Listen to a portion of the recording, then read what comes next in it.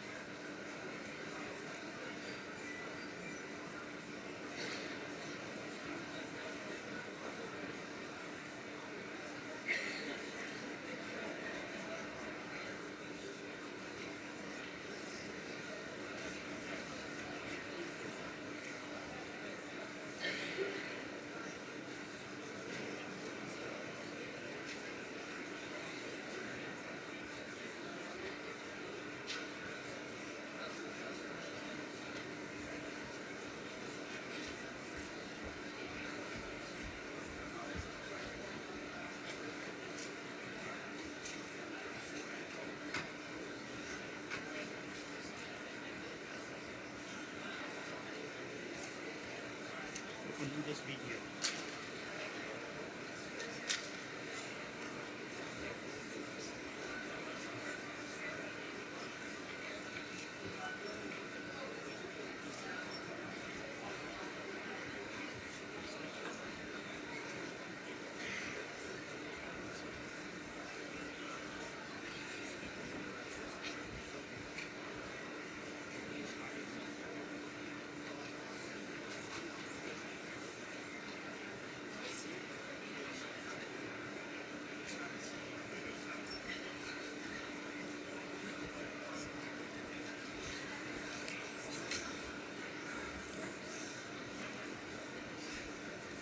Where's the... So the UNSG is in the middle, Yeah. and the president is also here. Great. So we can look there. Okay, so we can start?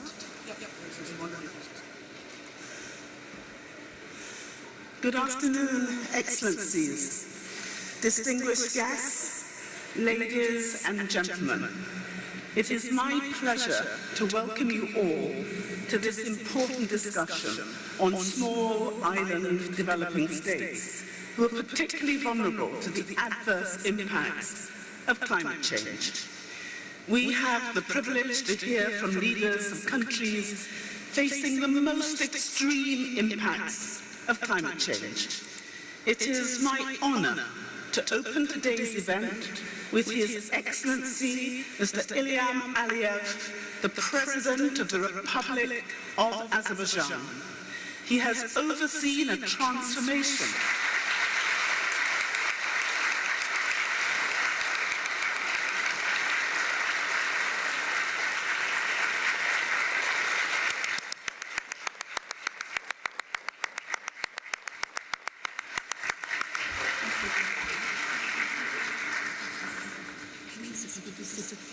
because His Excellency has overseen an absolute amazing transformation of the economy in Azerbaijan. We've seen Azerbaijan expand its role in climate action and built stronger international partnerships, particularly through organizations such as the United Nations, the Non-Aligned Movement, and the Commonwealth, where Azerbaijan has championed sustainable economic growth and resilience. Your Excellency, I hand the floor to you.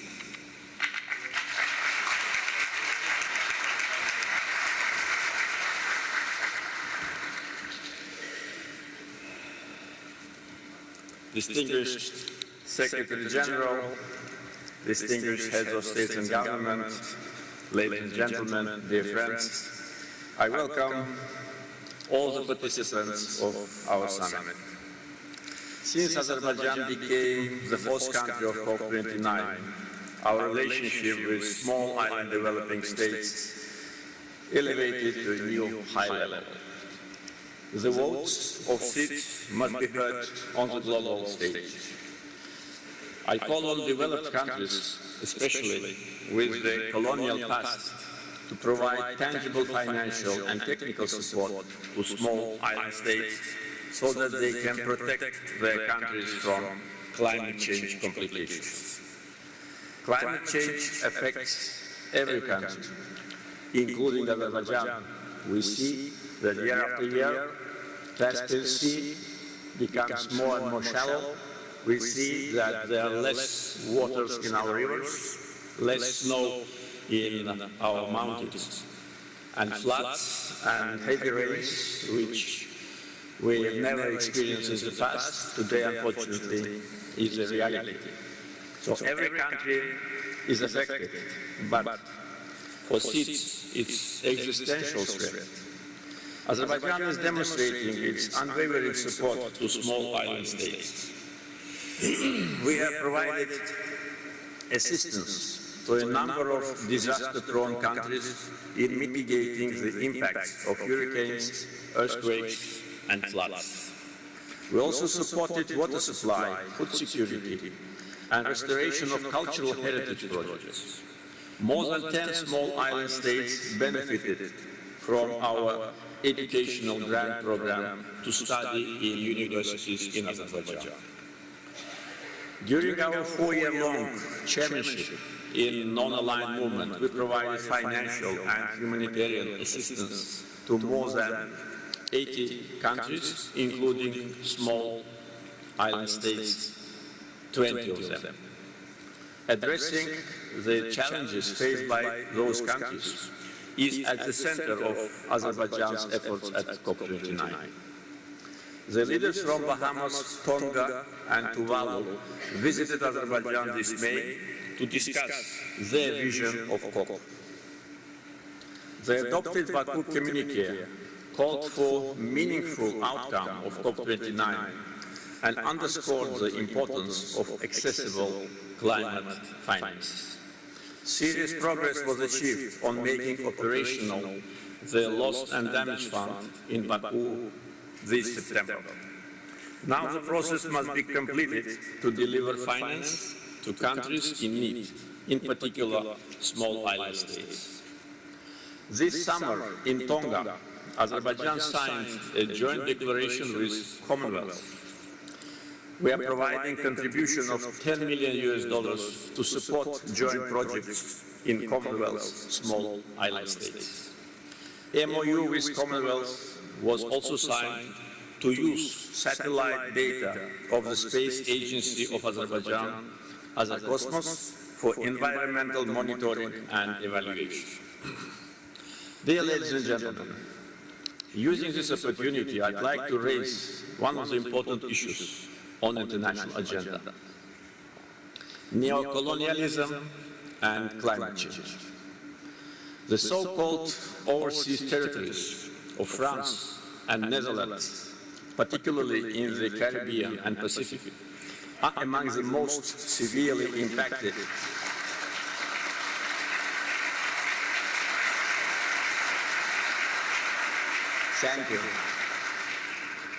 They are among the most severely impacted by climate change.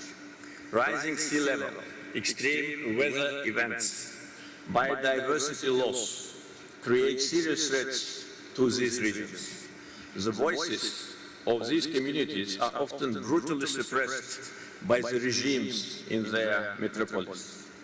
The peoples of French colonies, such as New Caledonia, French Polynesia, Mayotte, Wallis and Futuna, Corsica, Réunion, Guadeloupe, Martinique, French Guyana, Saint-Pierre and Miquelon, Saint-Martin, Saint-Barthélemy, and colonies of Netherlands such as Aruba, Curaçao, Saint Martin, Bonaire, Saint Eswatis, Saba. Let's applaud the people of these territories.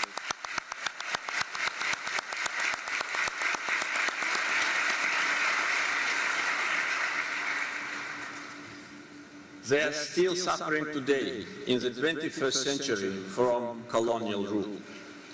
French Polynesia and New Caledonia are currently recognized as non-self-governing territories by the United Nations since 1946-1947. However, their decolonization process are still delayed.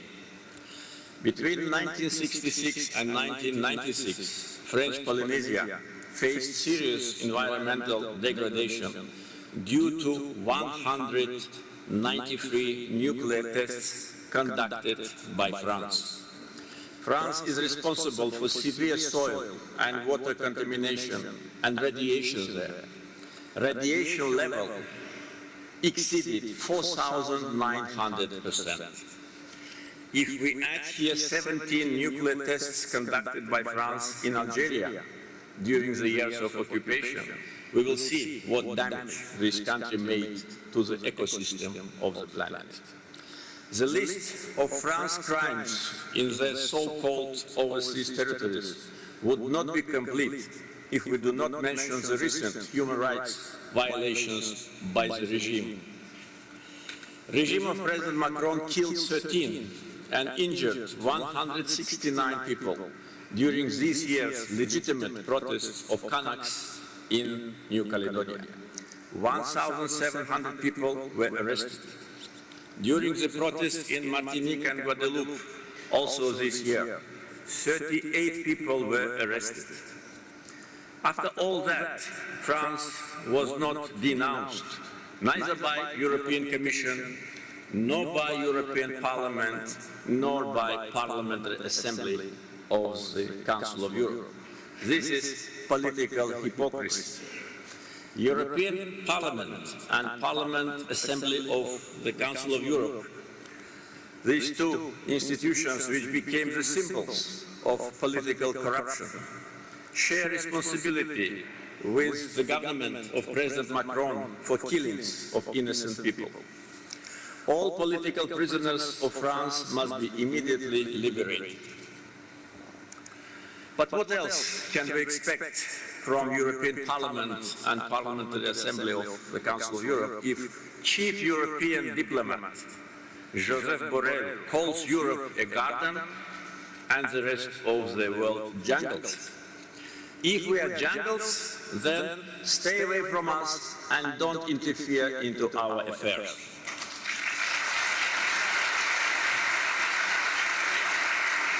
Azerbaijan supported small island states as a chair of non-aligned movement, supports as president of COP29, and will continue to support our friends in the future. Thank you very much.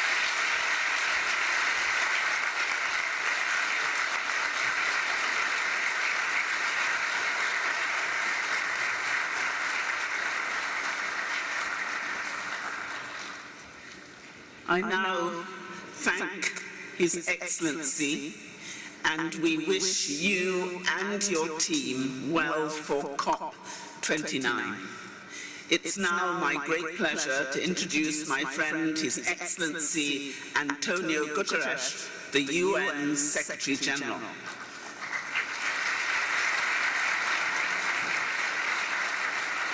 As UN Secretary General, climate action, sustainable development and peace building have been the central tenets of Antonio's leadership. Antonio, I welcome you to the podium.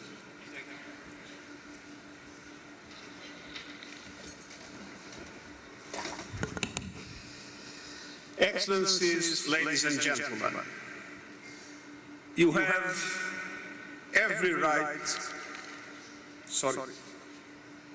You have every right to be angry, and I am too. You are on the sharp end of a colossal injustice, an injustice that sees the very future of your islands threatened by rising seas. Your people pounded by record hurricanes, your economies torn apart, and development gains left in tatters. This is an injustice perpetrated by the few. The G20 accounts for around 80% of global emissions, and it is an injustice that must end. Your nations, the small island developing states, are demonstrating what climate ambition looks like. You are the first responders, and the world must follow you, and it must support you. First, by sparing no effort to keep 1.5 degrees alive.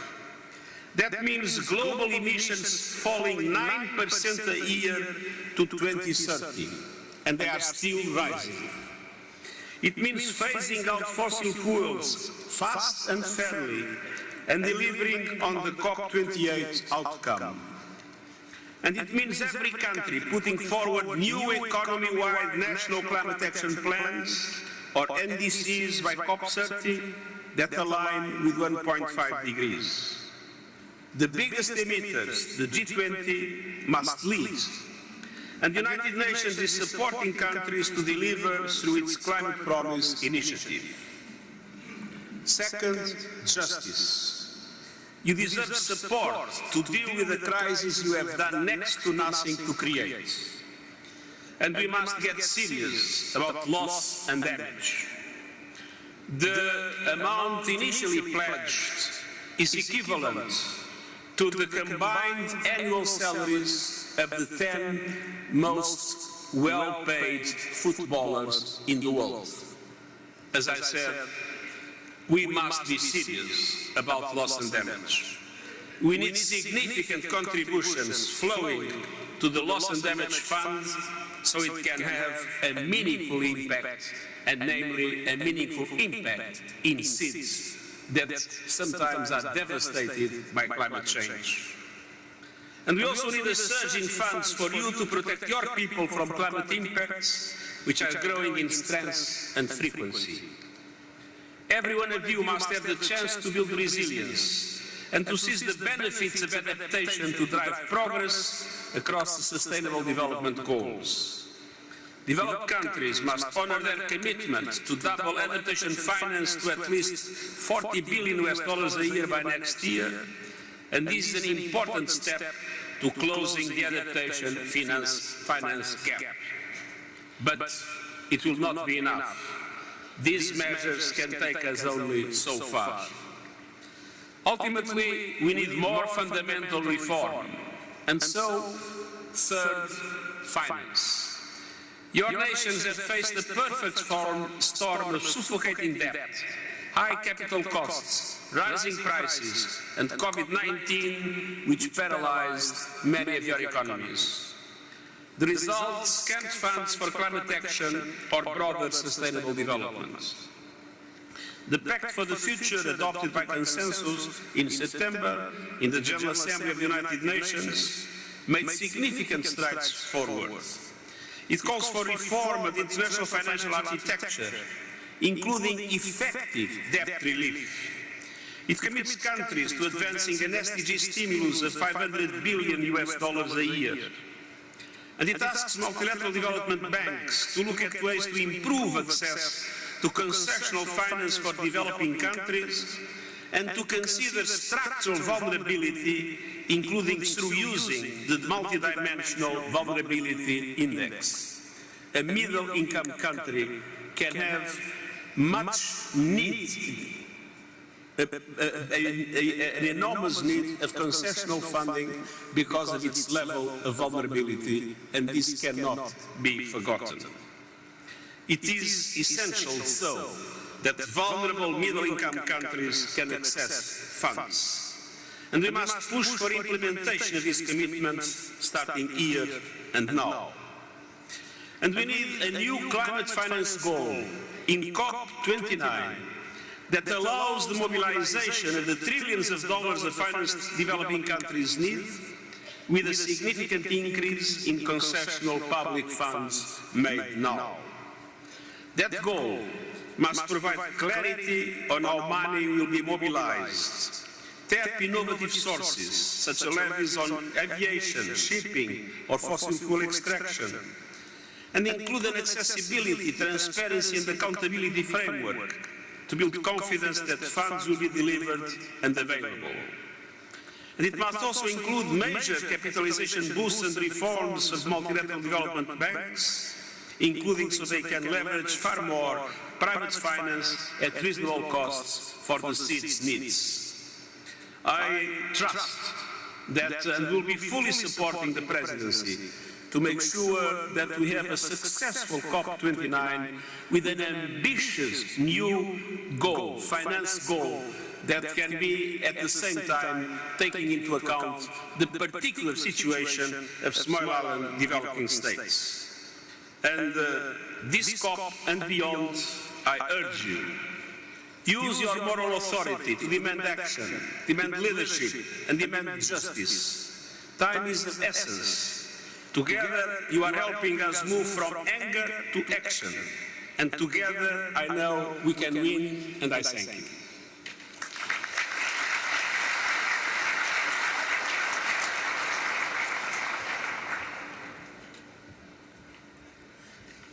I want us to take this opportunity to thank both President Aliyev and the Secretary-General Guterres for their commitment and powerful leadership and their trenchant support. We hope we will deliver real action in this finance COP29. I think we should thank them.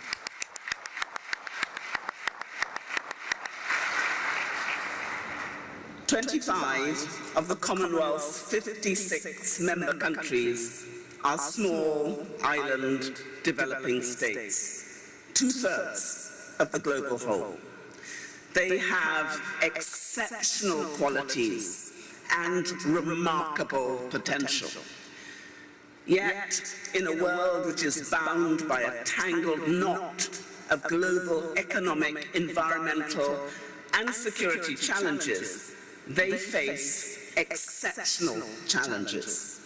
They are highly vulnerable to the intensification of climate change, which is compounded by limited fiscal space and global financial rules, which loads the dice against them, all of which compromises their resilience. That is why I have placed the priorities of our SIDS at the centre of the Commonwealth's programmes and at the heart of my advocacy across the international system. The SIDS4 conference in Antigua and Barbuda reaffirmed global recognition of the special attention SIDS need and deserve in our shared quest for sustainable development. The Antigua and Barbuda Agenda for Small Island Developing States, which emerged from the conference, laid the groundwork for addressing the challenges SIDS face over the next decade, focusing on diversifying economies, building safe, healthy and prosperous societies, providing a secure future, and scaling up climate action and support, including climate finance. At CHOGM in Samoa last month, Commonwealth heads of government voiced their support for that agenda and renewed the Commonwealth's principled and practical commitment to providing enhanced support for SIDS. This support takes many forms. It includes the active and energetic backing for initiatives being spearheaded by our member states, especially the Bridgetown Initiative being led by my dear sister, Prime Minister Mia Mottley. This initiative complements the intention behind the Commonwealth's Universal Vulnerability Index, which assisted the development of the UN's multidimensional vulnerability index in order to increase understanding of genuine vulnerability in international institutions and improve the quality of decision-making.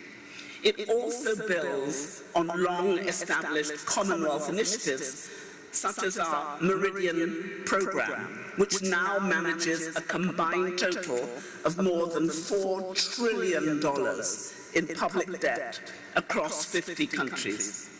At the centre of our climate change support structure is our Climate Finance Access Hub, which, with an initial support of just $8.5 million, has now unlocked more than $360 million, with an additional $500 million in the pipeline in vital resources for the Commonwealth's most vulnerable members. Using geospatial data and new technologies such as AI, we have increased the scale and speed of our analysis so as to create new, innovative, implementable solutions to erstwhile intractable problems. And I take this moment to thank President Aliyev for his commitment in helping us to use spatial data to get where we need to be. The hub was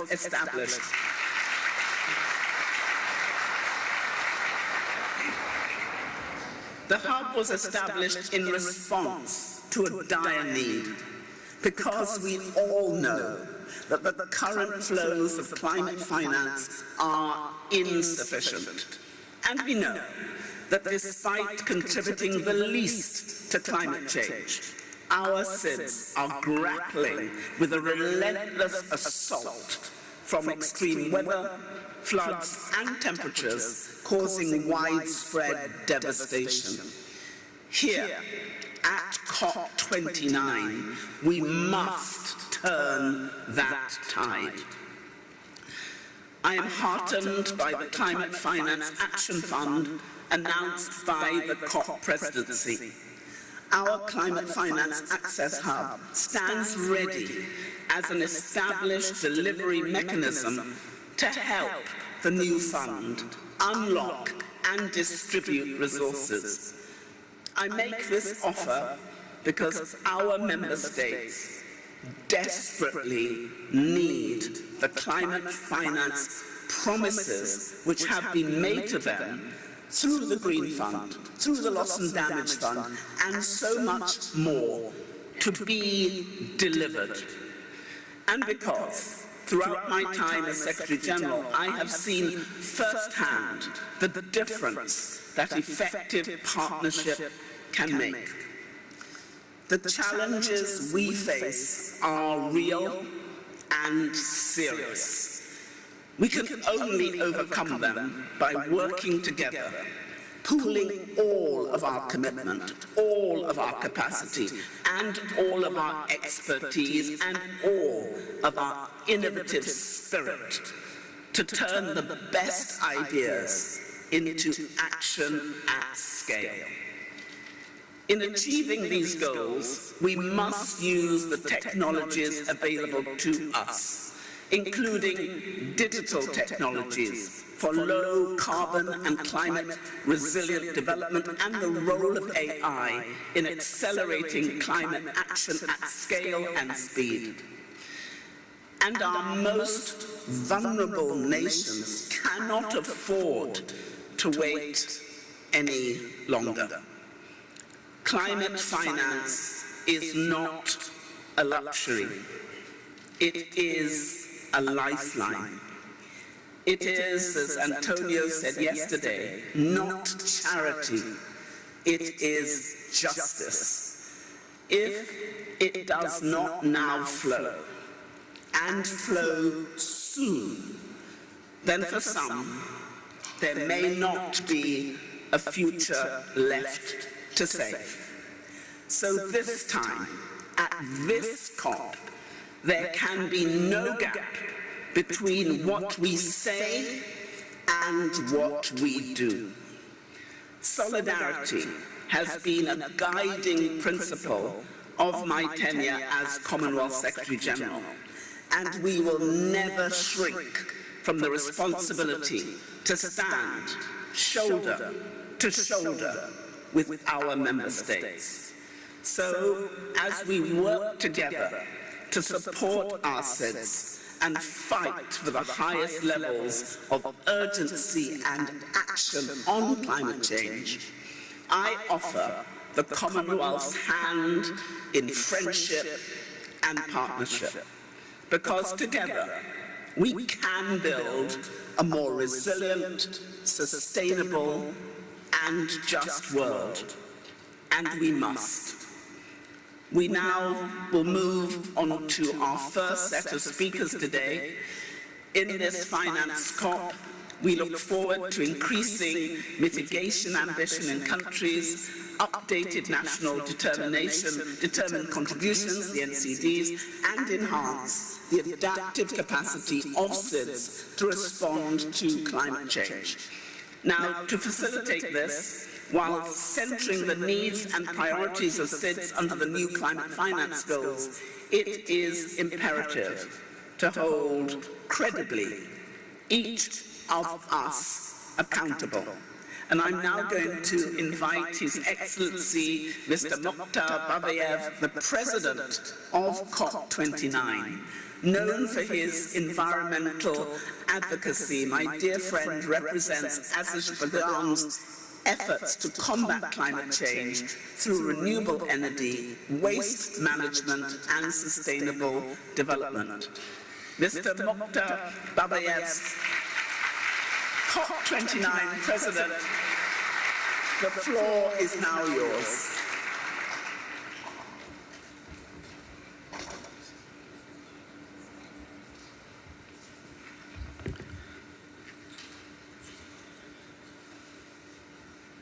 Excellencies, distinguished leaders, ladies and gentlemen. It is an honor to welcome you all to Baku to make progress on this critical topic. Special thanks to His Excellency Antonio Guterres, Secretary General of the United Nations, for bringing us together at this significant meeting. We are grateful to our co-host, Samoa, as chair of Alliance for Smaller Island States, Grenada as chair of Caribbean Community and Common Market, and Tonga as chair of the Pacific Island Forum, who have all helped us to make this event happen.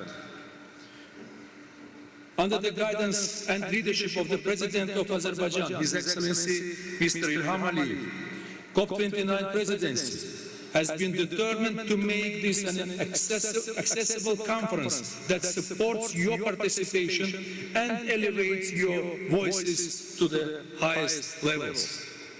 We look forward to building true partnership during COP29 and beyond. Dear colleagues, over recent months we have traveled extensively to listen and learn from you. From Antigua and Barbuda to Barbados and Tonga, these visits have deepened our understanding of the challenges you face. Our conversations have shaped the vision that we set out in our opening ceremony. They helped build on two pillars of the COP29 plan to enhance ambition and enable action. They reinforce the need for balanced outcome at COP29. This must include a fair and ambitious NCQG, deliver on all mandates and take forward the outcomes of the first global stocktake. On the NCQG, we have been clear that it needs to address the needs and priorities of developing states, with seeds and LDCs in the front now. We have also heard about the importance of detailed qualitative elements.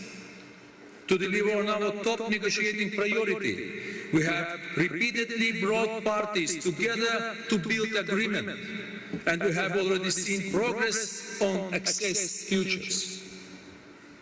We will also continue to raise the importance of accessibility with the leaders of international financial institutions and multilateral development banks at COP29.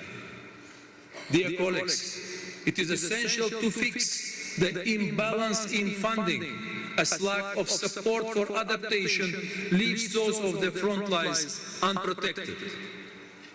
Public funds will be essential to enabling ambitions. The COP29 has been determined to keep up the momentum on loss and damage. We already took historic steps to get the fund up and running and ready to deliver resources. We are also focused on enhancing coordination and coherence with the overall loss and damage landscape. And we worked hard to get the Santiago network ready to deliver technical assistance. Dear colleagues, we need comprehensive approaches to build resilience. National adaptation plans are essential tools to guide investment and action. Azerbaijan is aware of challenges of producing these plans as we submit our own. We have therefore called upon the Green Climate Fund to accelerate their support. Finally, we understand the importance of global mitigation efforts to avoid the worst effect of climate change. We are determined to take every opportunity to make progress towards the goals and ambitions that we set in the first global stocktake. Ladies and gentlemen, we all have a moral duty to support you, and we believe that if the multilateral climate process does not work for you, then it is not working. Small island states have shown remarkable leadership by setting ambitious targets despite limited resources. Now others must match this commitment. We stand ready to work with you throughout the COP29. We want to work together and move forward in solidarity for a green world. I thank you.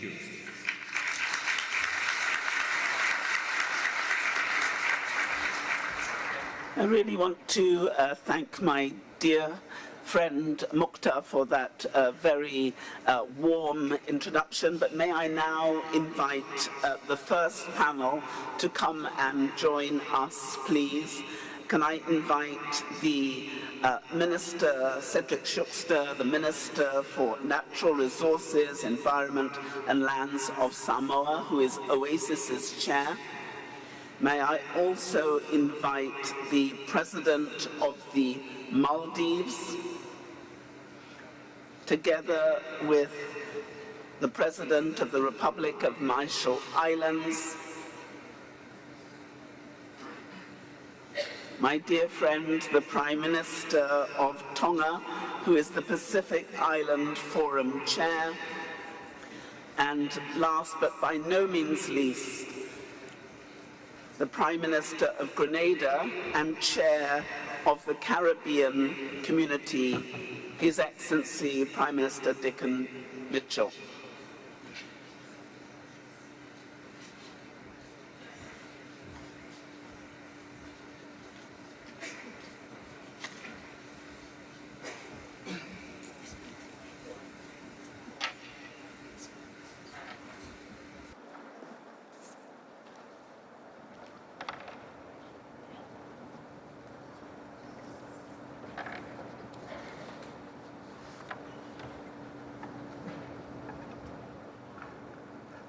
I'm going to invite first my dear brother, the Honourable Cedric Schuckster, who is the Minister of Natural Resources, Environment and Lands of Samoa and Chair of the Alliance of Small Island States. His leadership underscores the urgent need for climate justice and support for nations facing severe climate impacts. So over to you, Minister Schuckster.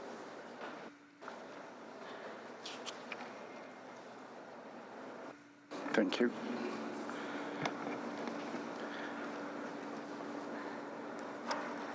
The President of Azerbaijan, COP29 President, heads of government, excellencies, delegates.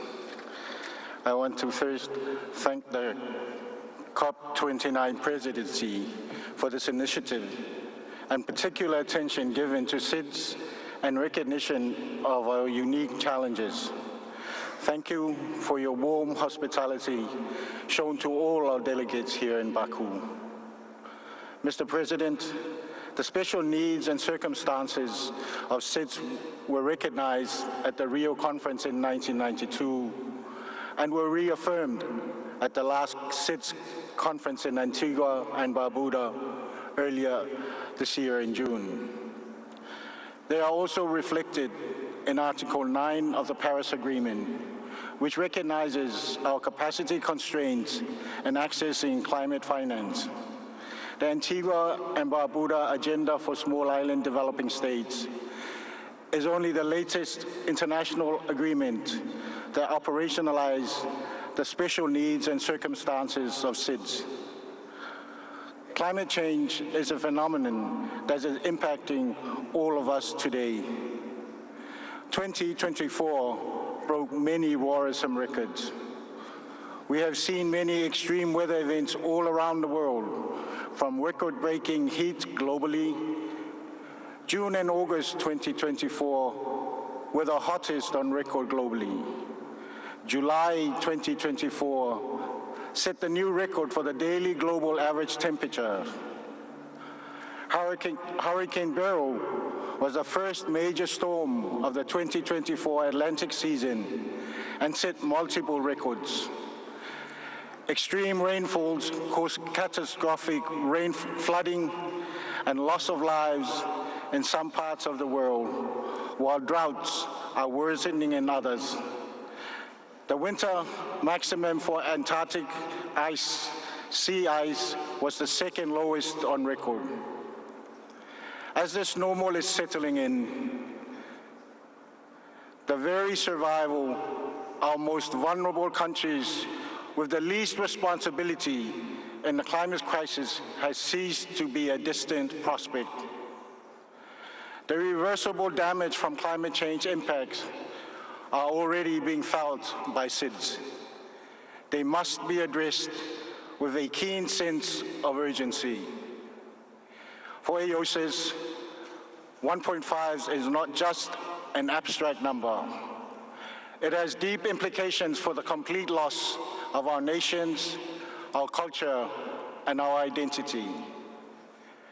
And relatedly, one of the main focuses of this COP, the new climate finance goal, or NCQG, must be set in a way that substantially supports all developing countries in their effective implementation of the Paris Agreement, its goals, and all those commitments contained under it.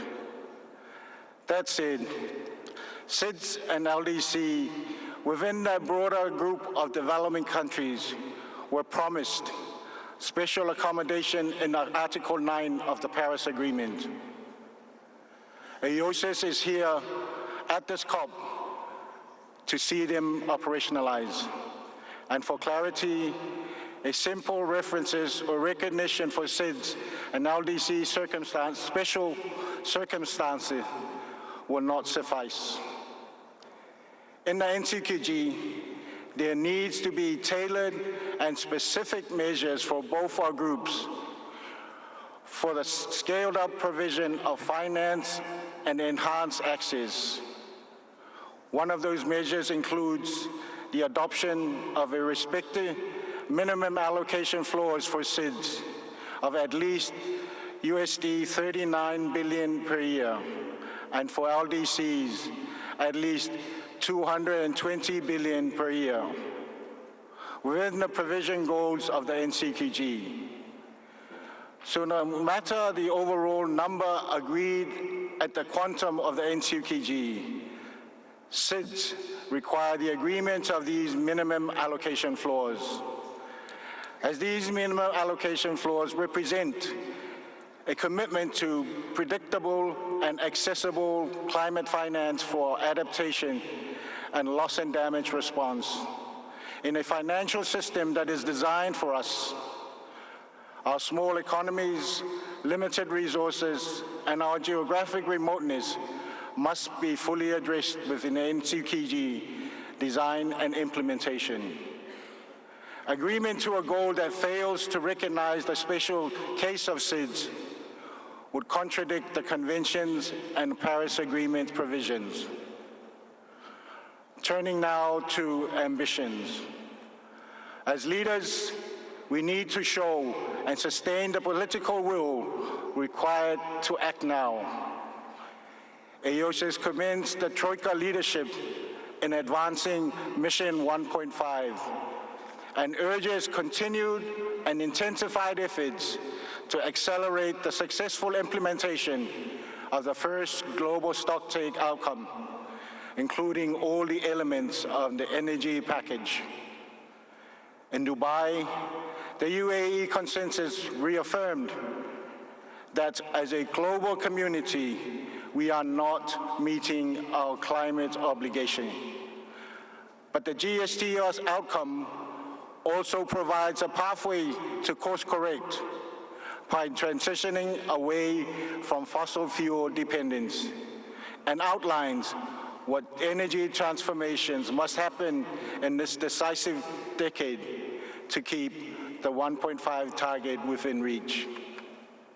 We are concerned about efforts to divorce this process from the best available science through the IPCC.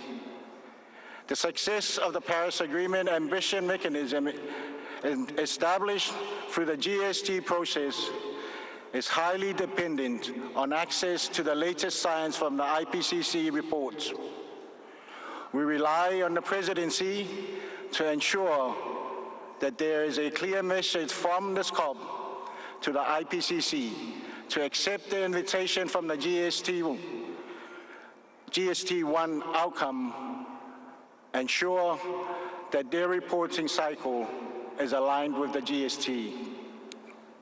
AOSIS sees mitigation ambition as an integral part of the success of this COP and pledges full support to the Azerbaijan presidency in reaching a meaningful mitigation outcome. The preparation, timely submission, and implementation of 1.5-degree aligned NDCs must be a key priority. Therefore, the discussions during the next 2 weeks must guide the formulation of a highly ambitious economy-wide NDCs that are Paris Agreement aligned, translate the outcome of the GST into national targets and measures, and cover all greenhouse gases, taking into account the IPCC's call for peaking global emissions by 2025, that is next year. Deep emission cuts must be our aim and our motto in developing our NDC. At COP26, we were promised the doubling of adaptation financing. We were assured that our partners were working towards raising these funds. But since then, access to adaptation finance has remained challenging for us. As countries with the least capacity and resources to implement adaptation actions, we require grant-based financing to meet our urgent adaptation need. Therefore, careful consideration of how to operationalize the doubling of adaptation finance and integrating it into a new goal must also be part of agreement at this COP. The newly established Fund for Responding to Loss and Damage must come into play here. Small island states have advocated for a fund to address loss and damage for many years now. We must ensure the complementarity and coherence among all funding arrangements to address loss and damage as we strive to achieve 1.5 goal within this crucial decade. Now that we have agreed on a set of institutional arrangements for the fund, it is critical that it is fully operationalized, capitalized, and begins to disperse finance for loss and damage as quickly as possible. In conclusion, let me reaffirm our gratitude and full support to the presidency in delivering a successful mitigation and finance outcome that sustained the momentum from COP28 while setting up COP30 for success. I thank you all and welcome the Baku Declaration on amplifying SID's voice at COP29 for a resilient and sustainable future. I thank you.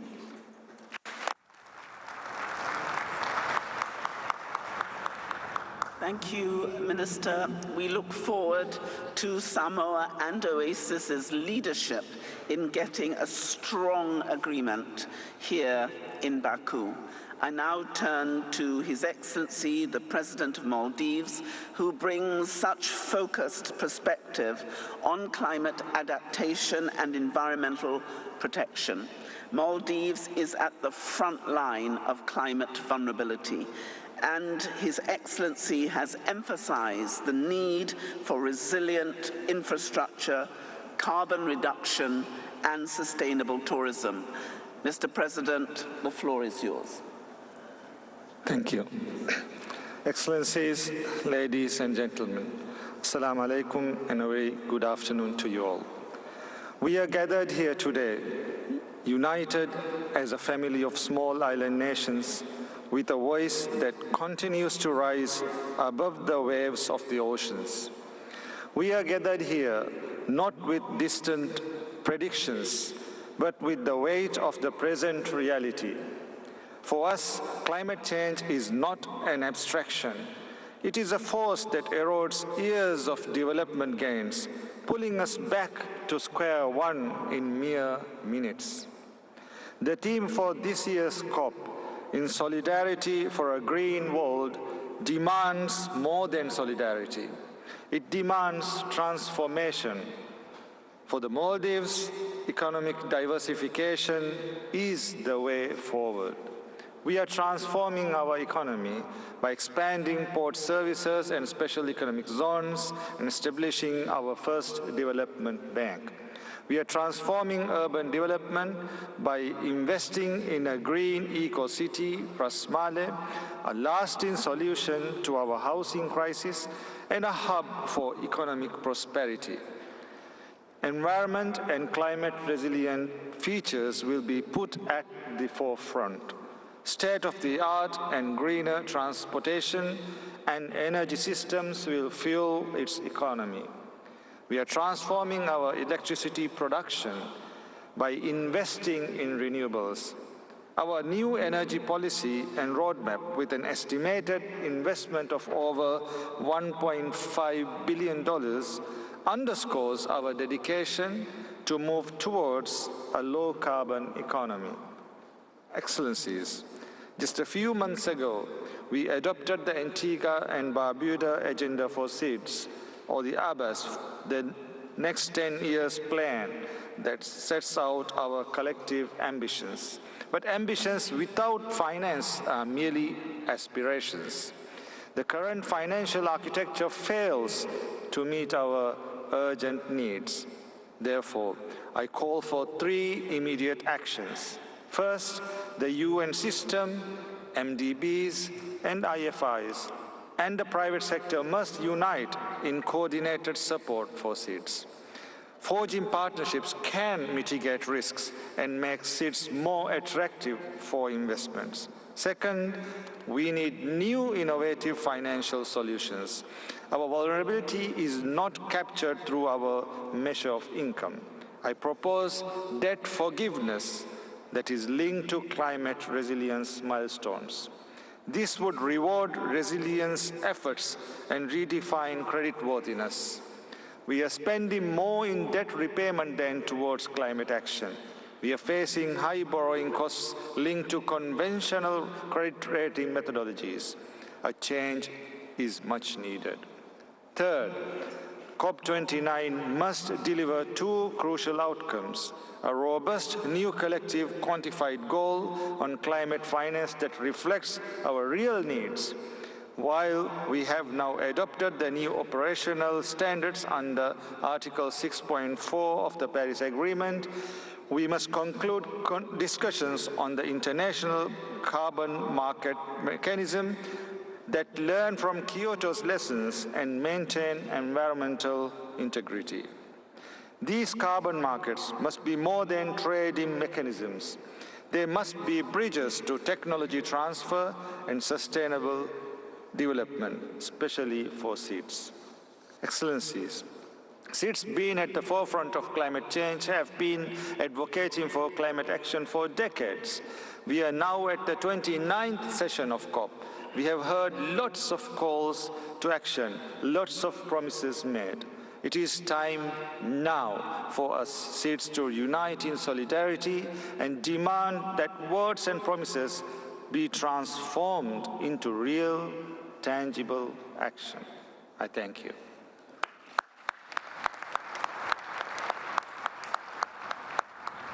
Thank you very much, Mr. President. And we join you in your call for transformation and look forward to continuing to support Maldives, particularly through the Climate Finance Access Hub. I'll now turn to the Pacific and invite Her Excellency Hilda Henie, who is the first female president of the Marshall Islands and a global leader in the fight against climate change. She has been instrumental in advocating for the unique vulnerabilities of low-lying island nations, including championing ambitious climate goals and adaptation strategies. Your Excellency, the floor is yours. Thank you. Excellencies,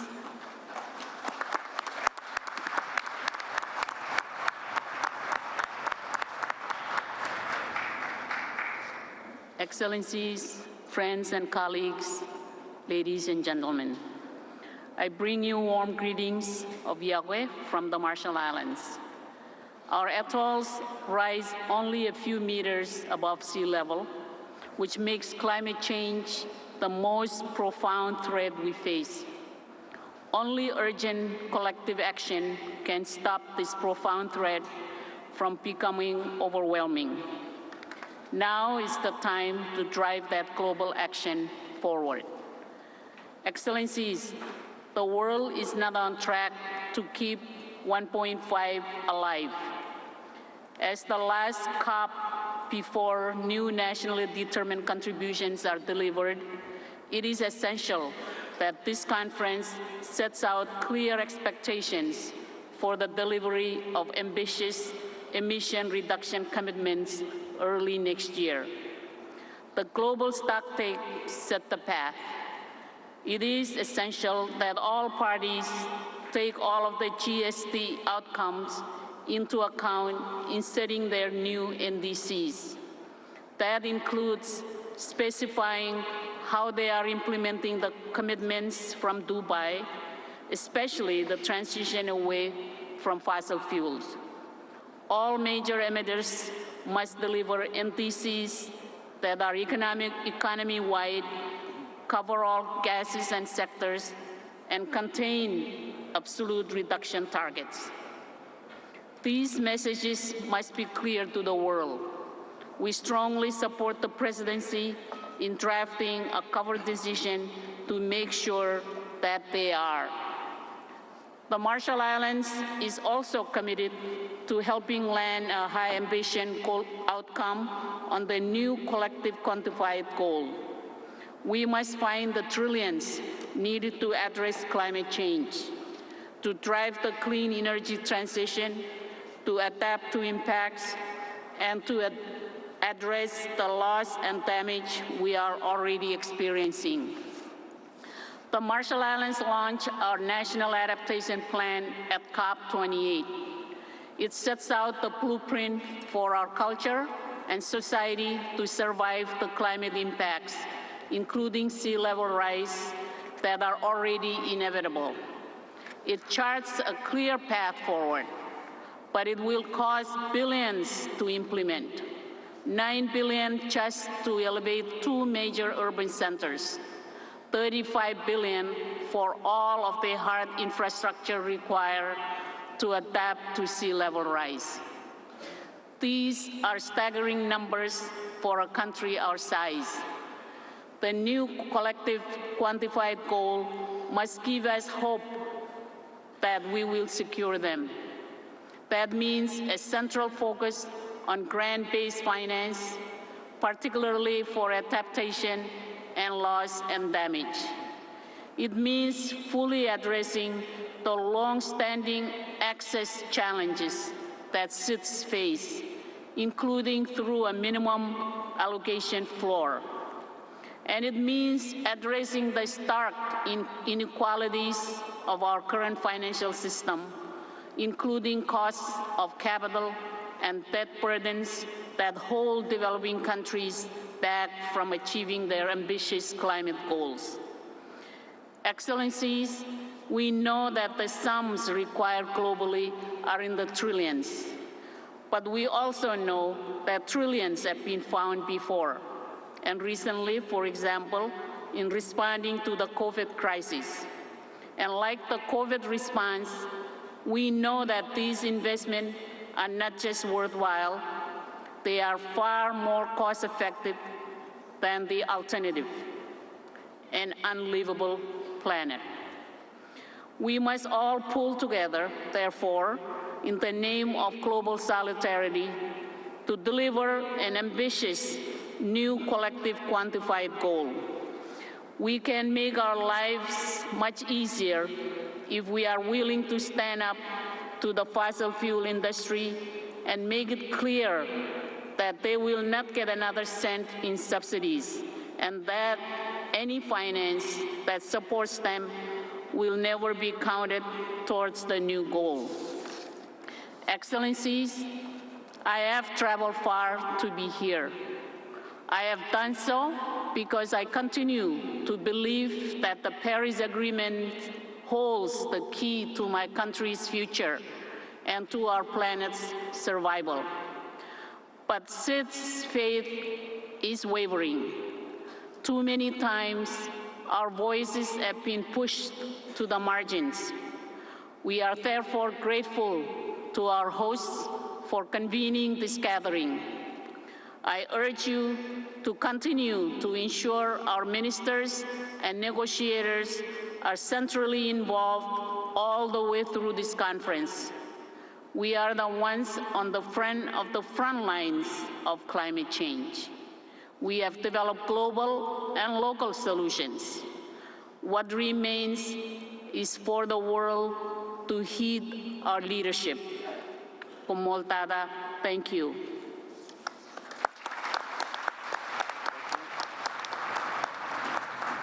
Thank you, Your Excellency.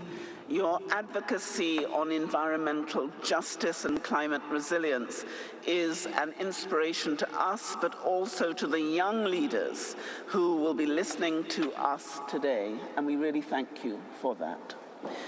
We now turn to my dear brother, Prime Minister of Tonga and Chair of the Pacific Island Forum, who is a leader on climate finance and climate resilience and the need for stronger climate adaptation funding and more meaningful international partnerships to support small island states facing existential threats. And I welcome your statement, Honourable Prime Minister, from the big blue island state of Tonga.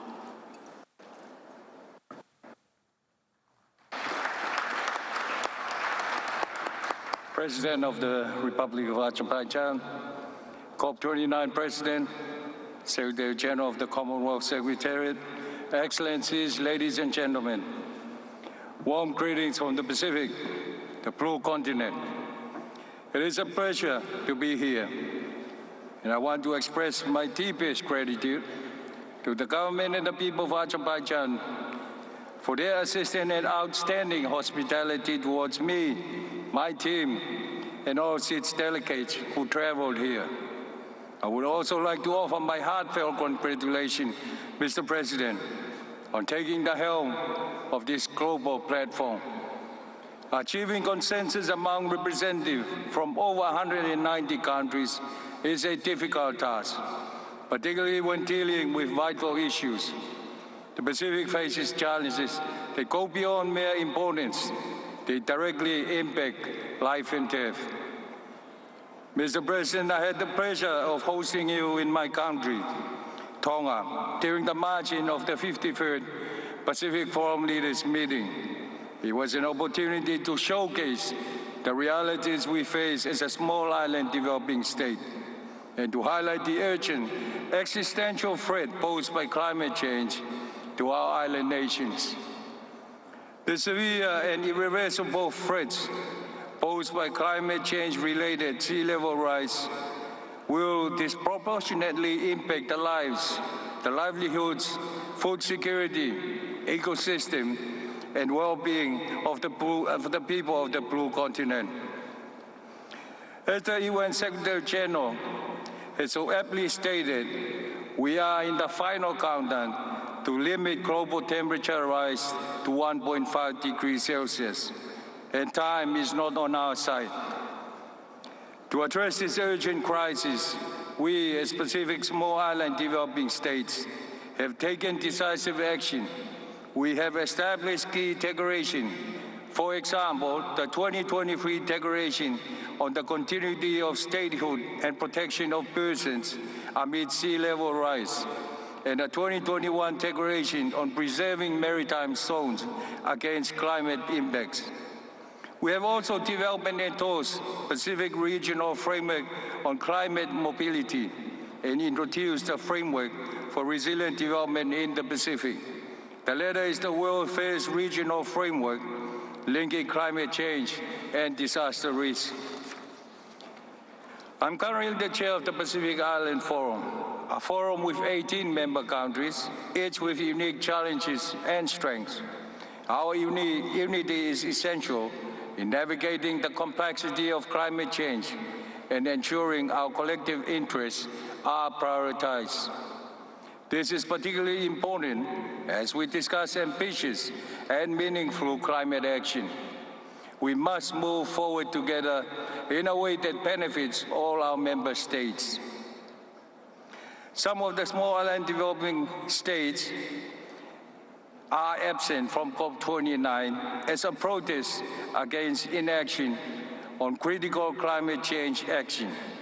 Yes, we are frustrated, we are saddened. We can all sympathize as we have seen the disappointing outcomes of UNFCCC conferences in the past.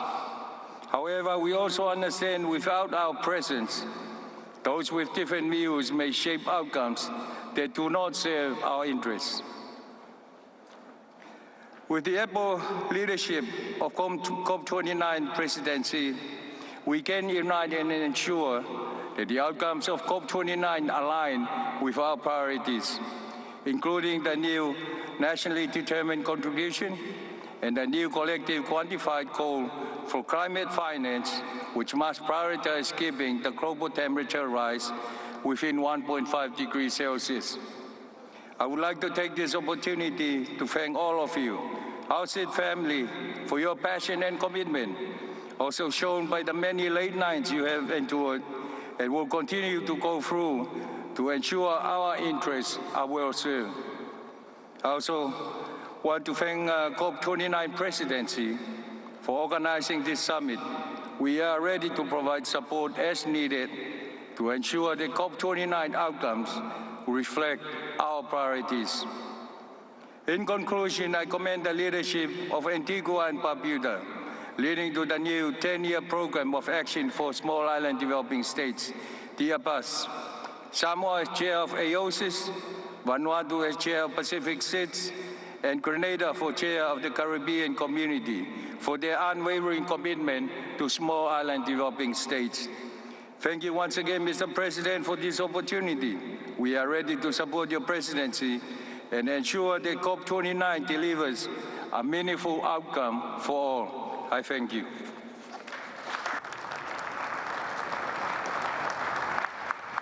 Thank you very much, Prime Minister. Thank you for Tonga's leadership in climate action, particularly through hosting the Pacific Resilience Facility with a forward-looking target for securing $1.5 billion for a 1.5-degree future. It's a real testament to the urgency to act for SIDS, and we thank you for that leadership. I now turn, last but not least, to the Honourable Dickon Mitchell, the Prime Minister of Grenada and Chair of CARICOM. He has been a champion for regional solidarity, addressing climate change, economic development and disaster resilience, and his leadership and determination in building back after Hurricane Beryl is a testament to him and his country's resilience. And the floor is now yours, Prime Minister.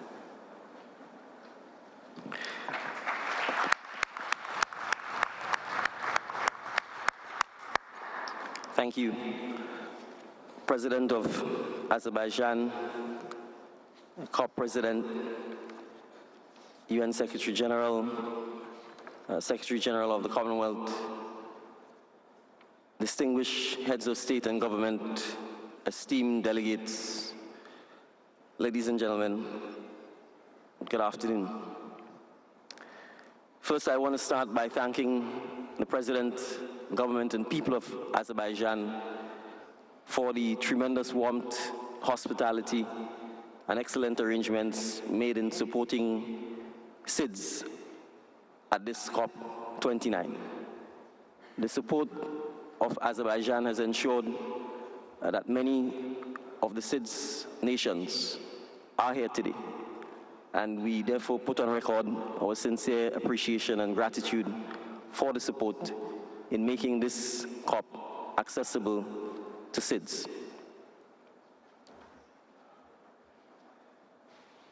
In US television shows, there are good cops and bad cops. From SIDS' perspective, we want to ensure that this is a good COP. The reality is that the Caribbean community, CARICOM, which I chair currently, like our colleague SID nations, are on the front line of this existential threat to our way of life. As I speak at this very moment, Grenada and many of the islands in the Southern Caribbean are dealing with the onslaught of massive flooding, which occurred overnight. In the case of Grenada, we have faced, in 11 months, a record 15-year drought, followed by a Category 5 hurricane, now followed by flooding, landslides, all in the midst of trying to continue with achieving our sustainable development goals. So when small island developing states speak of the challenge of financing the mitigation and adaptation that we face as a result of the climate crisis and the significant gap in financing that exists, it is easy to take this for granted. But the empirical data shows that SIDS have repaid in debt financing 18 times more than they have received in climate finance. Let me repeat that. SIDS have paid in debt repayments 18 times more than they have received in climate financing. And so without setting any new ambitions or targets, the starting point for credibility is to close that financing gap. And the debt we pay to be able to survive is a debt that is unsustainable, not only in financial terms,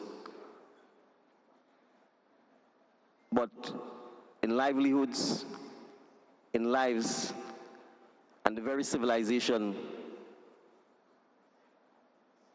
of the people who live in small island developing states.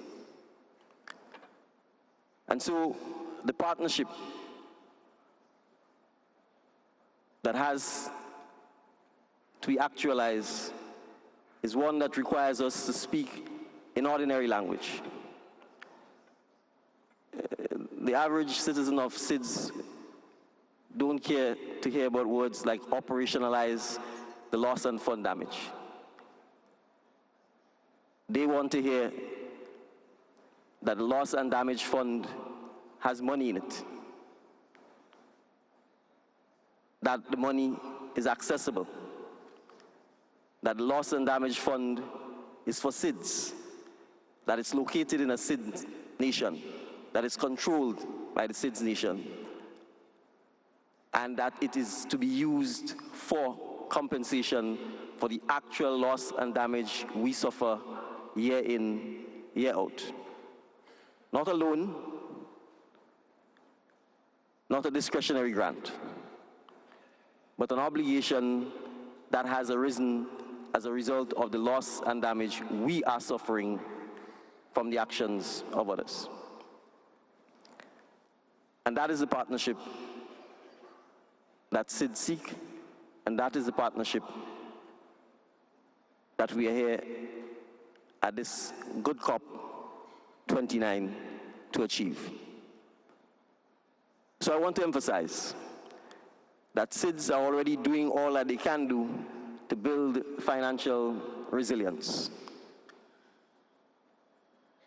Most SIDS are already pursuing a multi-layered financial resilience strategy to respond to the climatic challenge. We are paying for the parametric insurance. We are setting aside contingency funds.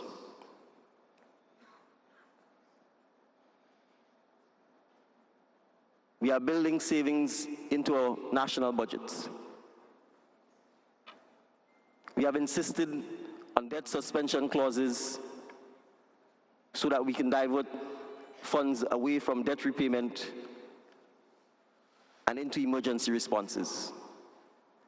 But those measures on their own is simply not enough to allow SIDS to cope with the enormous challenge posed by the negative impacts of the climate crisis. So the partnership that we are seeking is a partnership that not only benefits SIDS, but in fact will benefit those who are responsible for this crisis. Because make no mistake, human beings will always seek a better life. And if the consequences of the climate challenge is the threat to our way of life, all people will move. They will seek a better life. And so the refugees that we have from man-made war and destruction will also become the refugees from the climate destruction. So we can find trillions to fight wars. We can find the trillions to solve the climate crisis. Thank you.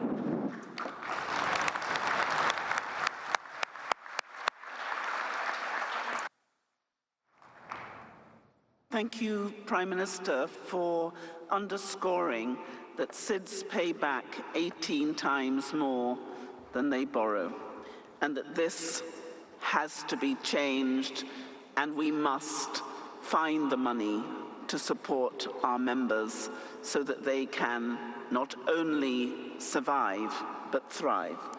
Can we thank all the members of this panel, remarkable leaders on the front line, delivering for their member states. We now turn to our third and last panel, and I'm going to invite all the panel to come, but we are very conscious that we are running short of time.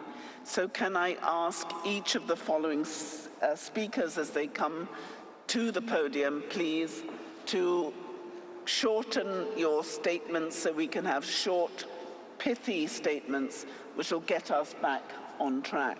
Can I please invite His Excellency Philip Davis, the Prime Minister of the Bahamas, His Excellency Mark Brown, the Prime Minister of Cook Islands, His Excellency the Honourable Prasad, Deputy Prime Minister and Minister for Finance of Fiji, Her Excellency Dr. Carla Barnett, Secretary General of CARICOM, Her Excellency Mafalda Durati, the Executive Director of the Green Climate Fund, and His Excellency Ibrahim Sheikh Diong, who is the Executive Director of the Fund for Responding to Loss and Damage. If they could all join us, I'd be very grateful. I'm glad that the first one to join us is my dear brother and friend, Philip Davis.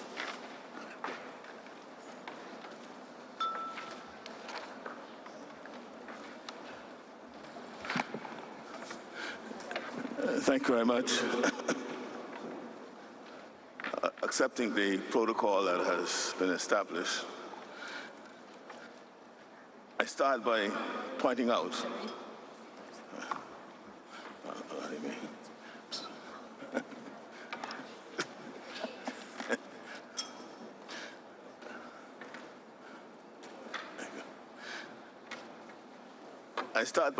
that our people do have the right to survival. They have a right to pass down to future generations a world better than the one they inherited.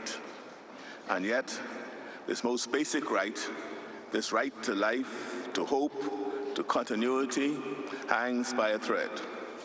In this hour of crisis, it seems some would choose isolation over unity, self-interest over collective action. But we, the nations most at risk, do not have the luxury to retreat. The moment demands courage, vision, and a shared commitment to hold hands and confront together the fierce challenges that lie before us.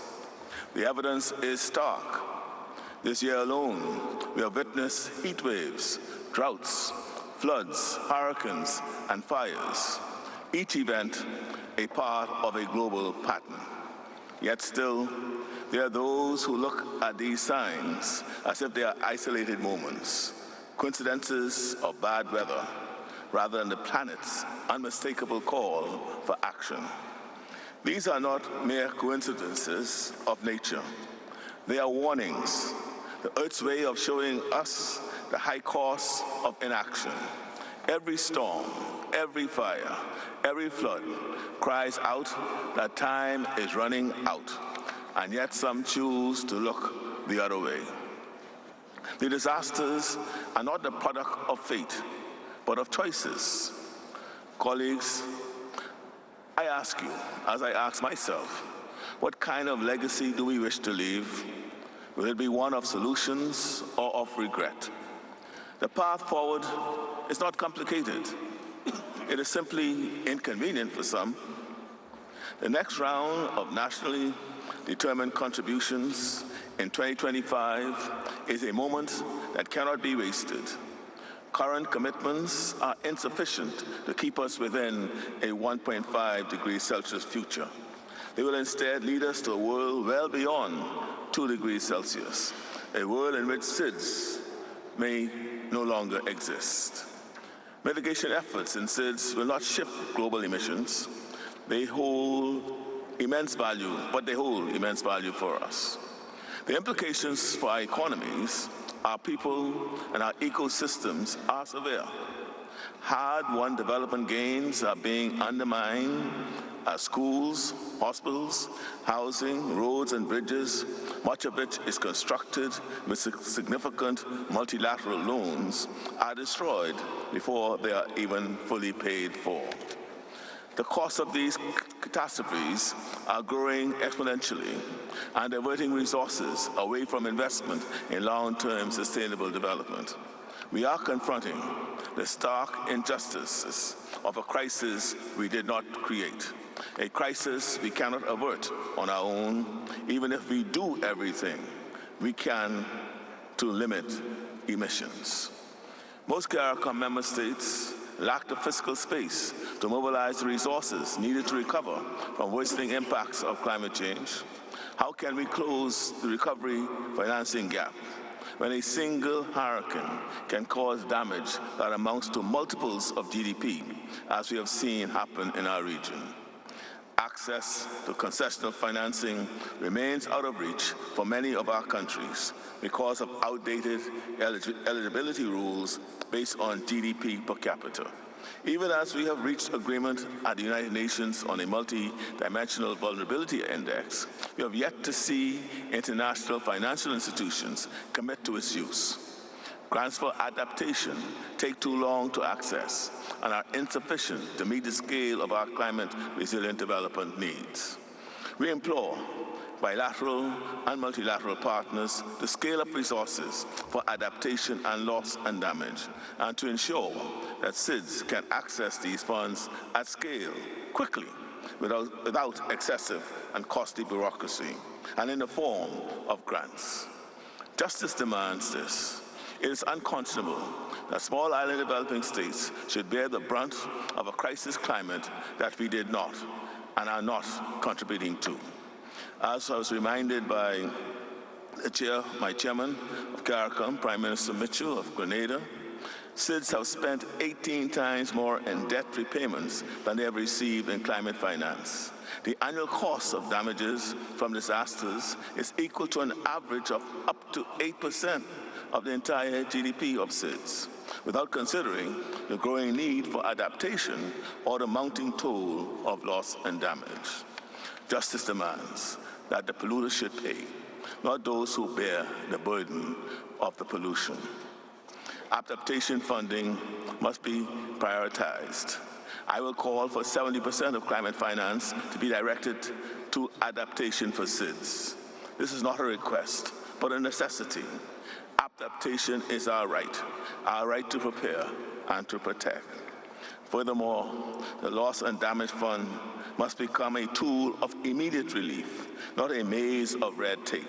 Bureaucratic delay is an injustice to every community left exposed and unprepared. We do not seek favors, we seek fairness. If we are to bear the consequences of a crisis we did not cause, then at the very least, we must have the support necessary to face it. Excellencies, this is our moment. We are faced with a choice: to act with boldness and unity, or to let fear and inertia decide our faith.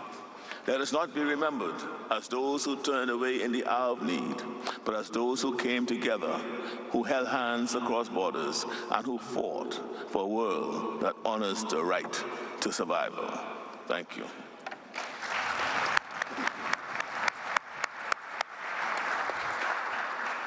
Thank you, Prime Minister Davis. We understand the pain which was inflicted on the Bahamas as a result of Hurricane Dorian. We commend you for your resilience and echo your call for justice, scale, speed, and equity for those who've suffered. I now turn to Prime Minister Mark Brown from the Cook Islands, who has championed the Pacific Partnership for Prosperity to support and deliver on the 2050 strategy for the Blue Pacific continent. And I invite you to make your statement. Thank you very much, Madam Moderator. I will take your instruction and try to make my comments reduced and pithy, I think was the word we used. I'd like to firstly acknowledge President Aliyev of Azerbaijan, our host country. Also acknowledge our COP29 President Babayev for their generous support in allowing SIDS countries to participate fully at this COP meeting. Honourable leaders, kia ora to you all. At the COP26 in Glasgow, the parties committed to at least double adaptation finance from $19 billion per year by 2025. However, UNEP's latest adaptation gap report shows that while progress has been made, much of it is through non-concessional loans rather than grants or highly concessional financing. This is a critical issue for us, as the adaptation finance gap is estimated to be between around $40 billion annually for SIDS. Because of the scale and small size of SIDS economies, our costs are disproportionately high. SIDS need nearly double the financing of other developing nations as a percentage of their GDP. For SIDS like the Cook Islands, over 50% of climate finance needs are focused on adaptation. And let me be a bit clear, adaptation to us is protection, so we need money for protection. Meeting this demand is crucial, and we must ensure that the new collective quantified goals address these specific needs with an adjustable mechanism to reassess and increase the quantum as climate impacts escalate. This highlights the urgency for loss and damage mechanisms to be operationalized effectively. We welcome the establishment of the Loss and Damage Fund, soon to be operationalized.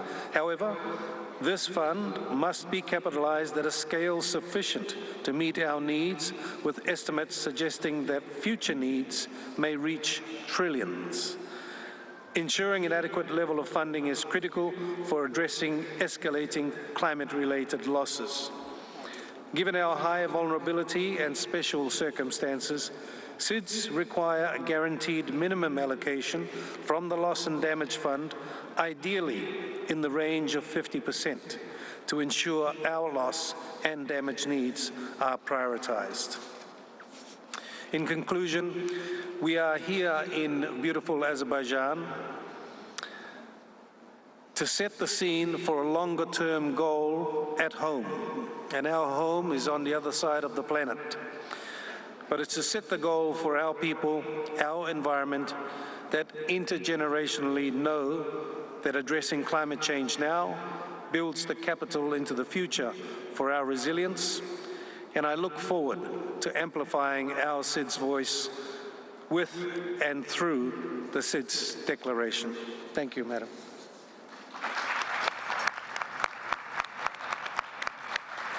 Thank you very much, Prime Minister Brown, but also thank you for reinforcing the position of SIDS in the Pacific. And we now turn to Fiji, and we invite the Deputy Prime Minister and Finance Minister, the Honourable Professor Prasad, to make his intervention. Thank you very much.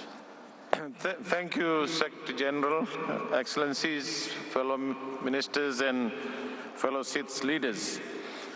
At the outset, I would like to thank the COP29 presidency for convening this event and supporting the voices of SIDS. The voice of IOCs and the experience of SIDS remains the backdrop of the narrative of ambition. We are the guardians of the 1.5-degree temperature goal, and indeed the establishing force behind the target. And while we may be on the front line of the climate crisis, the first to feel the burn and the most insignificant contributors to the climate emergency, our interests are far from rooted in pure self-interest. And our interests differ from many, as our interests constitute the only formulation of priorities and objectives that in reality benefit all. Interests that perpetuate uneven benefits as well as enable and permit direct damage to other parties as well as themselves cannot be translated into shared interests. Keeping global average temperature rise below 1.5 degrees is a shared and common objective, but across the parties, the drive to take responsibility for delivering it differs drastically. For over 2 decades, we have allowed incrementalism to subsume our agendas. This strategy, I'm afraid, has kept very specific industries cushioned, very specific power structures intact, but cost the world trillions in damage, wreaked havoc on the world's poorest, stripped much of the biodiversity from the face of the Earth planet, and locked in impacts that will threaten our stability for decades. The shadow cost of carbon is so great, the economic rationale so flawed, the short-termism so apparent, the effort to keep fossil fuels in play, despite a myriad of viable alternatives so overt, that it is very difficult not to see the rhetoric we are so used to hearing as a smokescreen. So SIDS must be clear. For the record, for the global majority who have, whether they like it or not, put all their eggs in one basket, that we will not engage in a race to the bottom, especially especially if it is being twisted to be portrayed as a race to the top. The question we have before us now is, do we want more? Do we want to push our societies to the limits of the resilience in the hope of some sort of wizardry in 2030, or do we want real change? Contrary to the views of some Sids, or contrary to the views of some, Sids are not idealists. We are not idealists. We are realists. We are pragmatists. We ingest the science. We see the issues in their immediate form. And therefore, as Sids, and I must say on behalf of Fiji, let me be very clear. COP29 needs to raise the bar, lock in the basis for Paris and 1.5-degree aligned 2025 NDCs, and secure the new collective quantified goal on finance, which is evidence-based and recognizes our special circumstances. We need to ensure that all our partners are sighted on transformation rather than incrementalism, on hope rather than harm. Excellencies, this is our task. I thank you.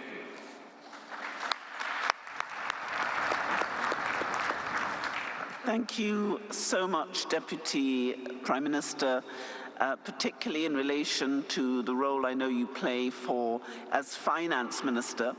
And just to underline the importance between debt and our ability to deliver on adaptation and mitigation, it's right for us just to note that in the Commonwealth alone, our Meridian initiative currently manages $4.5 trillion of debt.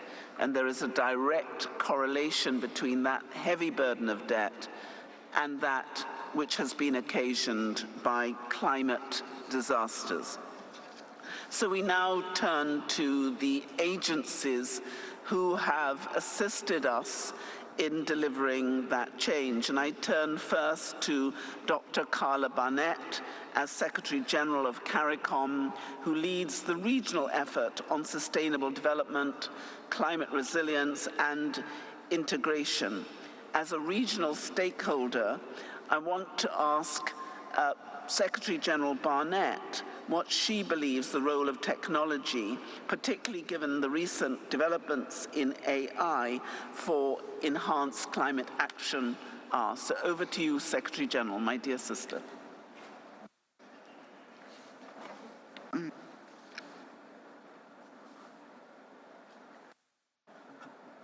It's not staying.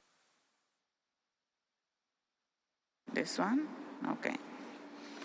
Thank you very much, Secretary General, distinguished panelists, ladies and gentlemen. As we have been hearing, and I repeat for emphasis, SIDS, including CARICOM states and the wider Caribbean, are at the front lines of the climate change crisis. CARICOM states and all SIDS continue to bear the brunt of global climate change that we do not cause. Altogether, SIDS are responsible for less than 1% of global carbon emissions. SIDS' ongoing climate change challenges are unprecedented. Extreme heat, extreme weather, sea level rise, warming ocean temperatures are all creating a perfect storm that can reverse all our gains suddenly or progressively because of their cascading and compounding impacts. I have been asked to say a bit about what AI brings to this unprecedented set of crises. AI is rapidly being deployed to tackle the climate crisis on multiple fronts.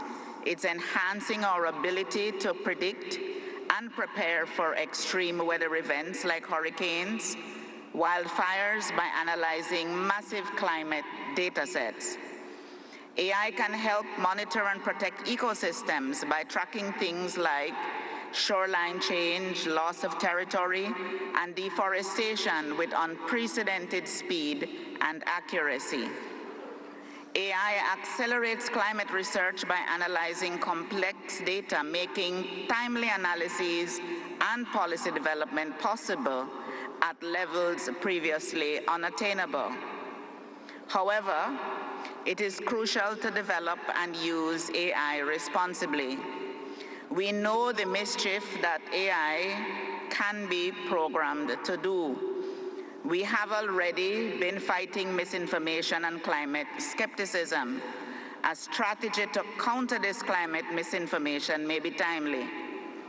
There are also emerging discussions of the carbon footprint and sustainability elements of AI and supercomputing that will need to be addressed.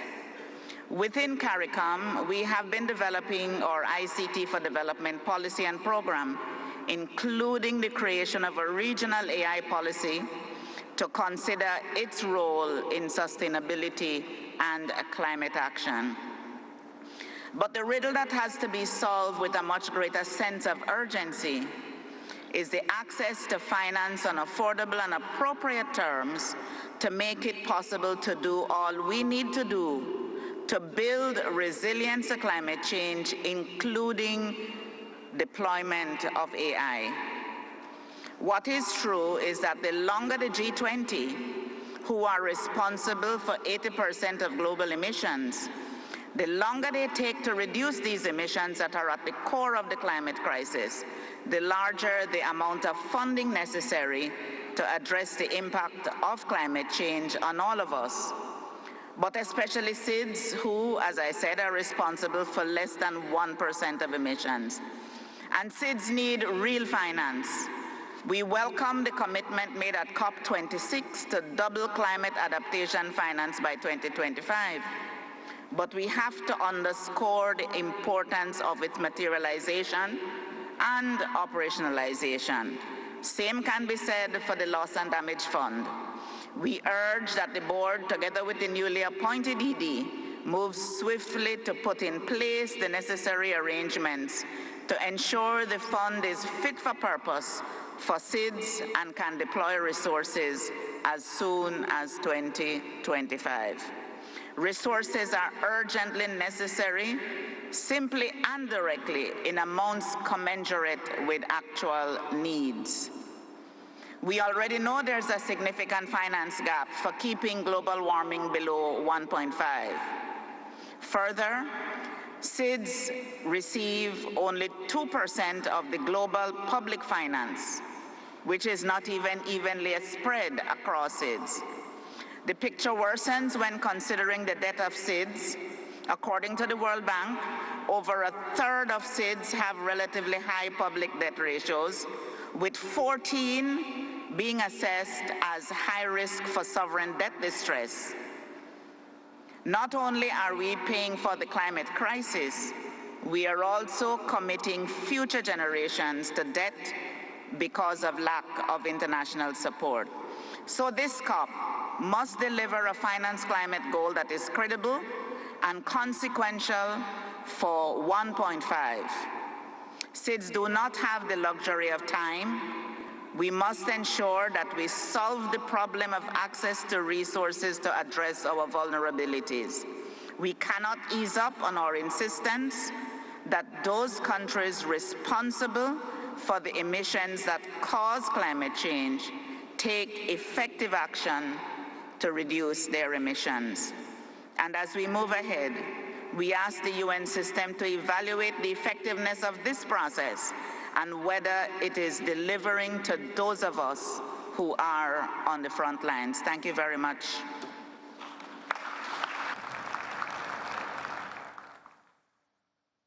Thank you very much, Dr. Barnett, and we now move seamlessly to those who are most able to assist us in terms of understanding how we get scale and speed when it comes to finance. Ms. Mafalda Durate is the Executive Director of the Green Climate Fund, where she leads efforts to mobilize and distribute climate finance to support developing nations in their climate mitigation and adaptation efforts. With changing times and increasing need for climate finance, how is the GCF gearing up to meet the increasing gap for climate finance, particularly bearing in mind what we've heard today, that SIDS are paying back 18 times more than they are being given for climate finance, and that they are currently drowning in debt? So over to you. Thank you very much, Honorable Patricia. Let me start by thanking the authorities of Azerbaijan, COP29 President, and the people of Azerbaijan for hosting this beautiful COP in this beautiful country.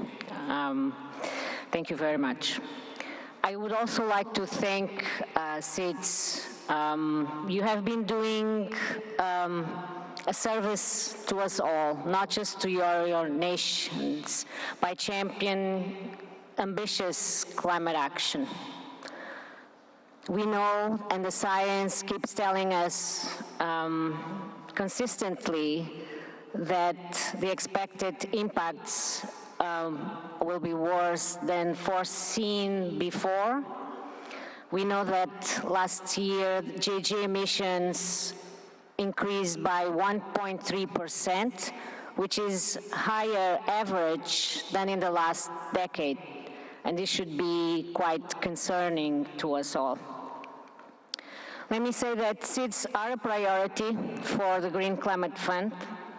Let me say, and the way to demonstrate this is to say that as a total share of the resources that we have committed, around $16 billion, more than 10% have been committed to SIDS. That's 4 times more than other financial institutions. And Secretary General Carla just mentioned the number. On average, SIDS receive 2%. It's not just about quantum, it's also about quality. 65% of our financing to SIDS is grant-based. And we don't distinguish in terms of income level. The funding that we provide is based on the assessment of the needs. Of course, at the time, we know that debt distress is an increasing concern. This is really important. Let me also say that we are working for the first time with many national and regional entities serving the interests of SIDS. Examples like the Development Bank of Jamaica or Fiji, the recently accredited Bank of Cook Islands, but also we are helping establish new entities like the Blue-Green Bank of Barbados. We have also been the largest providers of funding for strengthening institutions, strengthening NAPs, NDCs, or even developing them for the first time. We have provided more than 1/3 of our $600 million in the readiness program to SIDS. And also, speaking of debt, we have approved at our recent board meetings our first debt for climate swap project in Barbados, which we hope to be able to replicate elsewhere. Of course, this is all a drop in the ocean of needs, and this is also the reason why we have defined a vision of ambition of delivering $50 billion by 2030. Again, it's not just about quantum, it's about quality. So we've heard your call on simplification of access, and we are taking measures to reduce the times that it takes for projects to be approved and also for money to reach your countries and communities. One other word on complementarity and coherence. We have been proud to be part of the interim secretariat to establish the Loss and Damage Fund, jointly with UNFCCC and UNDP. We continue to support them, we will continue to support them, and very much look forward to joining hands with others, with the other funds and the MDBs and other IFIs in serving you in the way that you need, you deserve. It's unacceptable, and it should be unacceptable to us all what is happening in your countries. Thank you.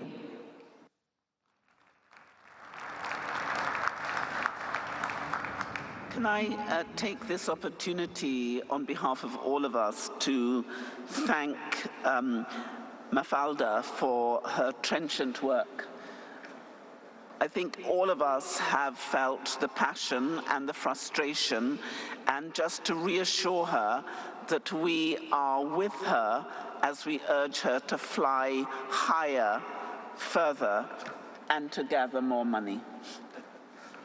We now turn to our next speaker, who is, of course, Ibrahima Sheikh Diong, who is the Executive Director for the Fund for Responding to Loss and Damage, and we await his words with joyful anticipation and no dread at all. Over to you, sir. Well, thank you very much, Madam Secretary General, for the teaser about the anticipation sense of urgency, which I've heard since I landed in Baku about the expectation from the fund that I have the privilege of being Executive Director. Let me begin by recognizing the tremendous efforts that the seed countries have undertaken for decades to make this fund a reality. And I'd like to pause for a second and give a big round of applause for the work they've done to bring us here. You've demonstrated what we can achieve in the name of global solidarity, consistency, but more importantly, dedication, and we are what we are thanks to your hard work. I want to recognize the leadership of the COP29 presidency. You may have noticed today, over and over, the word FRRD has been mentioned, and you made sure it is indeed on the table in all the conversations that we had, but also underscore the sense of urgency, because it's an area that affects the life of many people in the open world, in the city in particular. While we're making all this progress, unfortunately, extreme weather conditions are getting worse, not better, affecting the lives of millions of people in developing countries, and city included.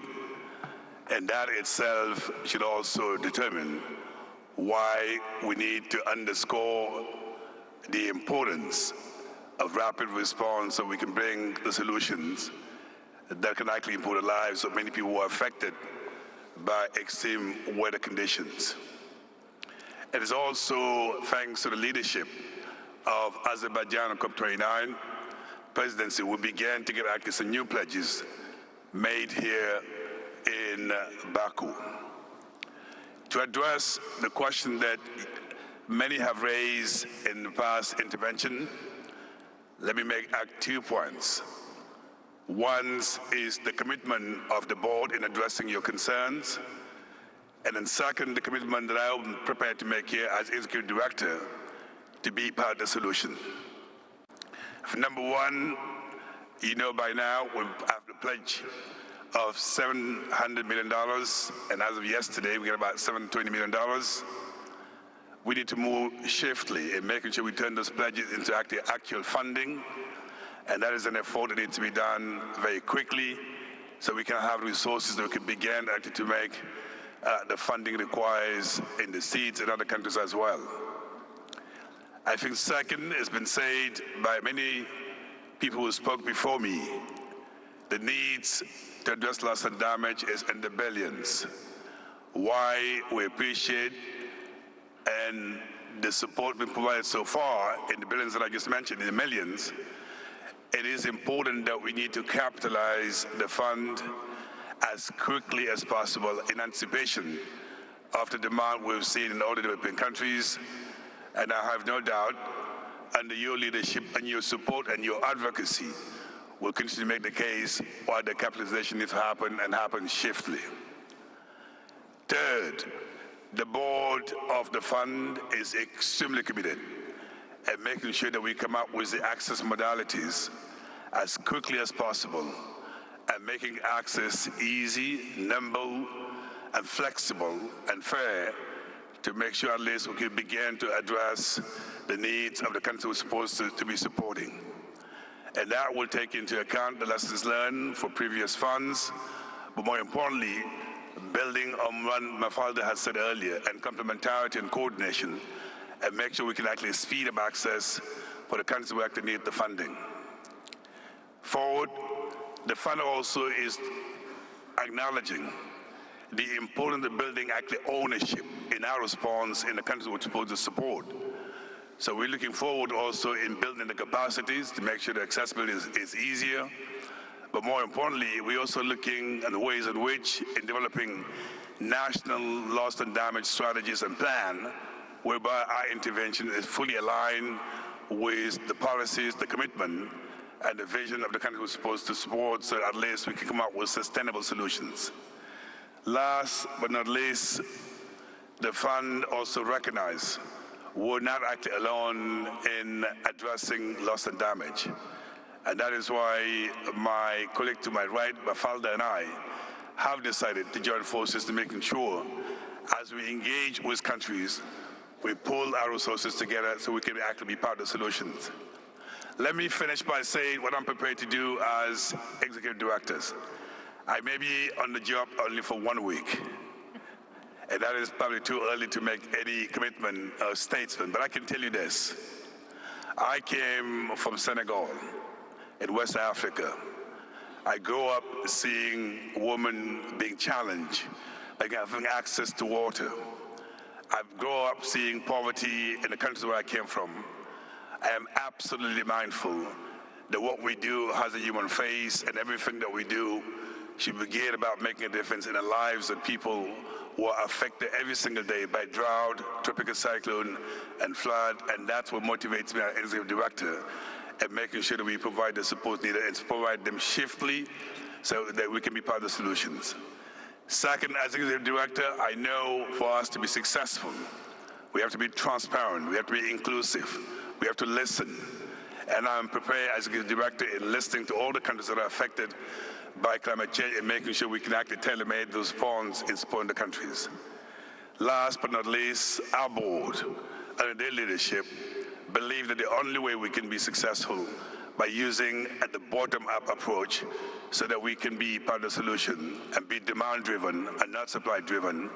And I hope by COP30 in Brazil, the conversation that we'll be having together, it's not about just being 1 week on the job, it's about how much impact we've had so we can save the life and livelihood of many people who are depending on us to deliver. Thank you very much.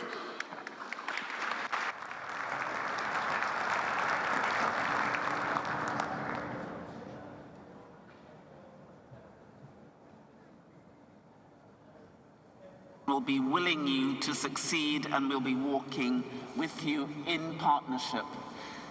Excellencies, we are now drawing to a close, and I want to take this opportunity to thank all our speakers, but in addition, to thank the Presidency in particular. From a Commonwealth point of view, we thank them for their MOU with the Commonwealth Secretariat, for the commitment they've made for $10 million towards the technical fund for SIDS within the Commonwealth, and also for the MOU with Cosmos for their satellite data to enable us to go further and to scale up the speed and nature of our climate finance claims. But we now come to an end, and we know, Excellencies, that we've heard the ambition for this COP29, which, as the Prime Minister of Grenada described it, needs to be a good COP, and not a bad cop. And it's now my pleasure to introduce the man who will facilitate the delivery of our goals, Mr. Yalchin Rafiev, the COP29 chief negotiator. And I hand over to you, sir, to close today's discussions, but know you go with our love, our affection, our determination, that you will deliver everything that we have discussed today in a way that will be able to mark this COP as the COP which finally not only spoke but actually delivered action which was meaningful. And we thank you in advance for everything you will achieve on behalf of us all. Over to you.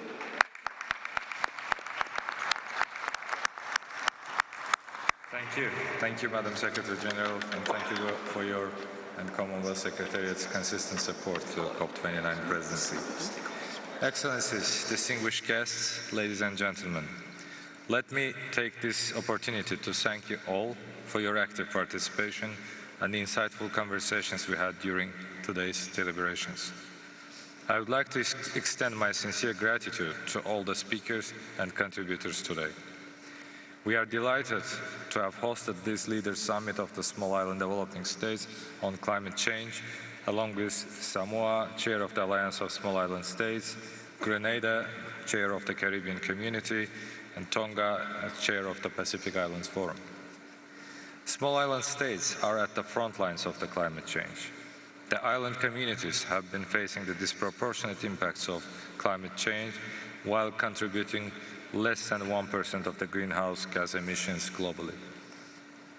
We recognize that small islands are particularly vulnerable to climate change because of their unique circumstances, their remoteness, and high vulnerabilities. We are halfway through the critical decade of keeping the 1.5 degree alive, and this goal is extremely important for small island developing states. The IPCC has already warned that overshooting 1.5 degree will put more than 70% of the coral reefs at risk of severe degradation, including coral bleaching. SIDS are sometimes referred to as large ocean states, and their economy and livelihood are heavily dependent on the ocean. Climate change not only expedites environmental destruction, but it also encroaches on the development gains enjoyed by SIDS, thereby hindering the speed with which they are able to meet the Sustainable Development Goals.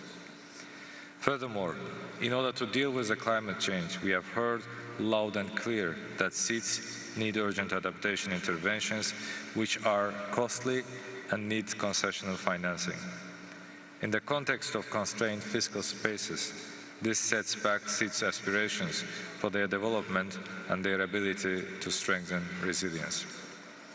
And while they face several challenges to strengthen their resilience, climate impacts keep on increasing, and the SIDS are in the territory of having to address loss and damage at more frequent intervals. For us, it is imperative that as COP29 presidency, we do all we can to increase ambition and climate action to alleviate this impact. As you have heard today, climate finance is absolutely critical for SIDS' survival in this existential threat. We seek to reach a fair and ambitious outcome on the NCQG at COP29. Yesterday, the COP29 presidency hosted an event where new institutional documents of the Fund for Responding to Loss and Damage were signed. These signings of institutional documents mark a historic milestone on the journey to providing funding for losses and damages to countries in need.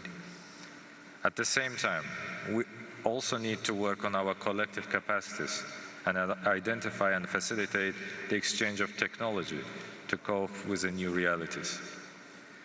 In line with the theme for this year's COP, in solidarity for a green world, we must stand together as a global community to ensure that 1.5 goal is achievable, and for this, collectively advocate for ambitious action that leaves no one behind. We hope that today's discussion on addressing critical adaptation and mitigation and loss and damage needs of SIDS lead to constructive and collaborative efforts to collectively build SEED's future in the context of climate change. We commit to making sure that your priorities are at the heart of the work we are doing in these weeks and to support you all the way.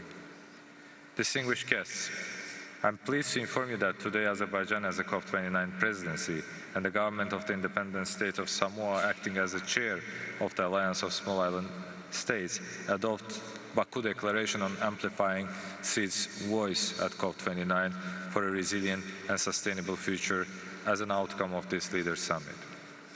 The Baku Declaration contains a call to the international community to enhance support for SEED's countries in their efforts to tackle the adverse effects of the climate change. Dear colleagues, on behalf of the COP29 presidency, rest assured that you can continue to count on our full support throughout this process, every step of the way. This year's COP is not just about negotiations, it's about action. It is about enhancing our ambition and enabling real, tangible action. It is clear that only through collaboration and collective action can we overcome the immense challenges ahead.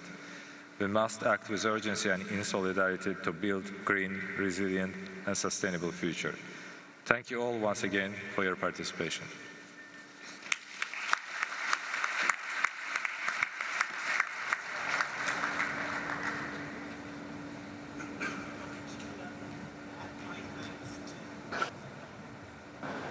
Want to add my thanks to all the magnificent speakers, the leaders, particularly the COP presidency, for allowing us this opportunity to concentrate on the needs of our small island developing states who are right at the heart of the storm which has become the climate crisis, and to hope that each and every one of us will contribute to the partnership which will build the resilience and the funds that we will need to keep our world safe. And I thank everyone who has attended this absolutely critical panel today. Thank you.